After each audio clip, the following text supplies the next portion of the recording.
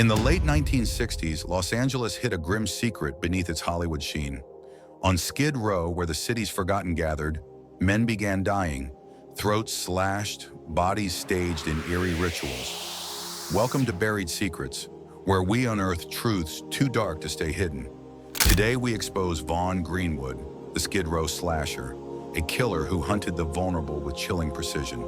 His murders, marked by blood-filled cups and strange symbols, terrorized a city that barely noticed. Hit subscribe, grab a seat, and let's dive into the shadows. Greenwood wasn't a headline-grabbing monster. He was a ghost, preying on those society ignored. From 1964 to 1975, he claimed at least 11 lives, maybe more. His story reveals a city's neglect and a killer's twisted mission. We start with a boy lost in Pennsylvania's foster system. Vaughn Orin Greenwood was born in 1944 in Pennsylvania into a world that didn't want him. Abandoned by his parents as a toddler, he drifted through foster homes, each more indifferent than the last. A quiet, withdrawn child, he formed no bonds, slipping through a system too overwhelmed to care. By his teens, trouble followed. Truancy, theft, fights. Schools labeled him a problem. Police knew him by sight. At 15, he was already a loner, moving between towns, leaving only whispers of unrest. Greenwood's early records hint at deeper issues. Foster parents reported his eerie detachment, his refusal to connect. By 18, he was a drifter, living off petty crimes, his resentment festering. What turned a boy into a ghost? Did the foster system fail him, or was something darker already growing? Share your thoughts below. In the mid-1960s, Greenwood surfaced in Chicago, no longer just a petty thief. In 1965, he was arrested for a brutal assault, slashing a man with a broken bottle for no clear reason. Psychiatric evaluations raised alarms. Delusions, paranoia, talk of purifying the unworthy. Doctors noted his fixation on blood, but instead of treatment, he got a prison stint. Released, he vanished, leaving Chicago's police with an uneasy feeling. By 1966, Greenwood was in Los Angeles, sinking into Skid Row's chaos. This stretch of streets, home to the city's poorest, was a perfect hideout. Amid flop houses and liquor stores, he blended in, a silent figure among the forgotten. Why did he choose Skid Row? Was it a predator's hunting ground, or something more twisted? Comment below. In 1964, death came to Skid Row. A homeless man was found in an alley behind a liquor store, throat slashed ear to ear, the cut chillingly precise. Near his body sat a tin cup filled with fresh blood, a macabre signature. No fingerprints, no witnesses, no clues. Police dismissed it as a transient's feud, filing it away unsolved. In 1965, another body appeared nearby, throat cut, body posed with care, a cracked ceramic cup of blood beside it. Detectives sensed a pattern but had no leads. These victims, homeless and worn, were invisible to Los Angeles. Greenwood, unnoticed, exploited this neglect. His murders weren't random. He chose the vulnerable, believing they were unworthy. The killings stopped abruptly, and police hoped the killer had left. They didn't know Greenwood was in prison for burglary, serving nearly 9 years. How did he kill so boldly yet stay unseen? Did society's apathy enable him? Drop your thoughts. From 1966 to 1973, Skid Row was quiet. Greenwood's burglary conviction kept him locked away, halting his spree. Released in early 1974, he didn't seek redemption. He returned to Skid Row, drawn to its despair like a moth to flame. Los Angeles had changed, but Skid Row hadn't. Its streets, packed with the homeless and addicted, were still a killer's playground. Greenwood's darkness reignited, fiercer than before. He lived among his prey, unnoticed in shelters and alleys. Witnesses later recalled a man named Vaughn, tall, gaunt, offering drinks in rusted cups, muttering about cleansing. Skid Row's residents, hardened by survival, sensed something off but stayed silent. Why did he return to the same hunting ground? Was it compulsion or a twisted sense of purpose? Share your view. In late 1974, the killings resumed with terrifying speed. Between November 1974 and January 1975, 9 more men died, 11 total in this wave. Each bore Greenwood's mark. Throats slashed, bodies posed, blood collected in cups or smeared in symbols. One victim, propped against a dumpster, stared blankly, limbs arranged like a doll. Another had cryptic carvings on his chest, symbols baffling detectives. Some bodies were washed post-mortem, as if purified. Greenwood's victims were Skid Row's most vulnerable, elderly, disabled, forgotten. He saw them as sinners, his murders a ritual to cleanse the city. Chalk circles, blood-drawn marks, and posed corpses suggested a warped spirituality. The media dubbed him the Skid Row slasher, fueling panic. Homeless men banded together, sleeping in groups, but fear ruled. How did his rituals evolve? Was he driven by delusion or hate?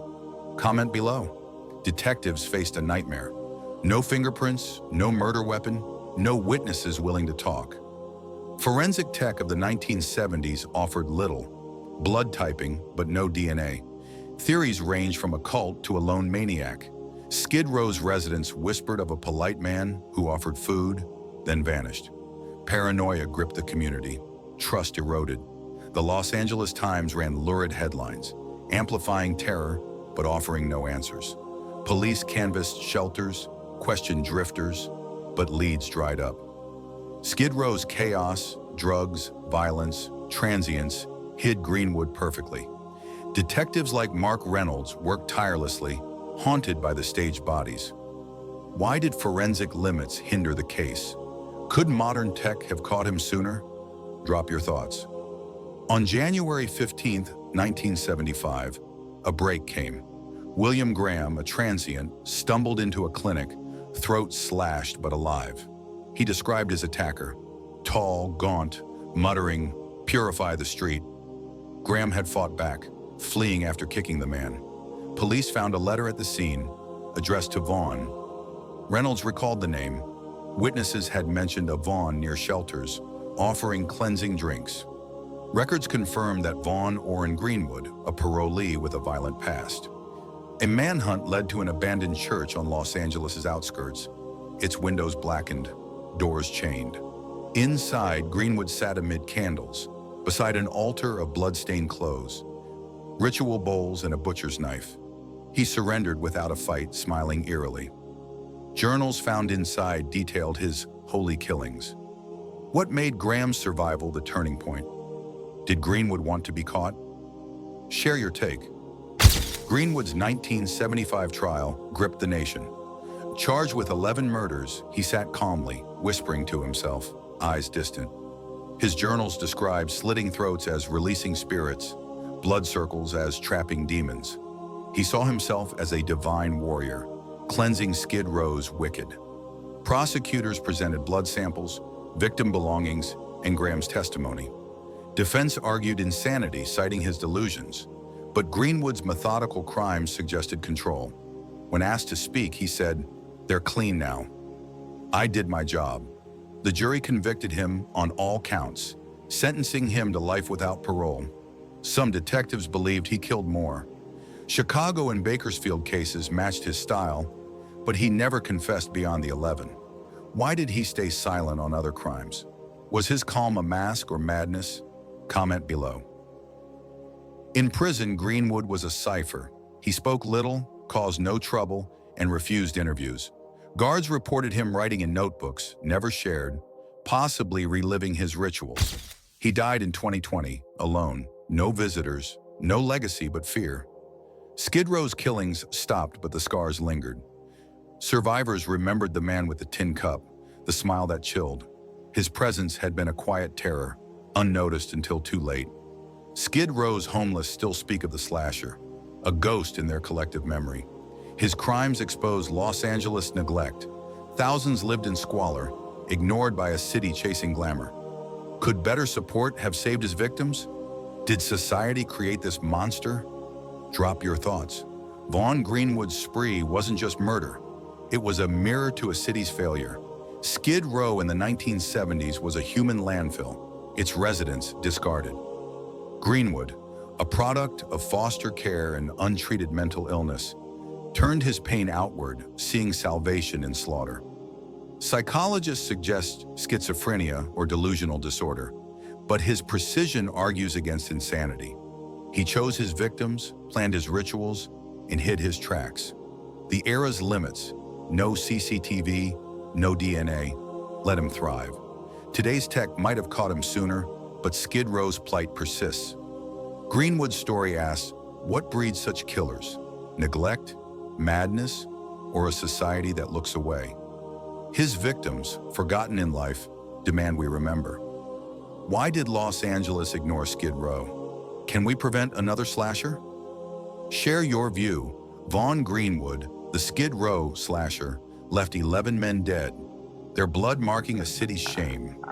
From a broken boy to a ritualistic killer, he exposed the cracks in the society's foundation. His story haunts because it's real. Evil doesn't shout.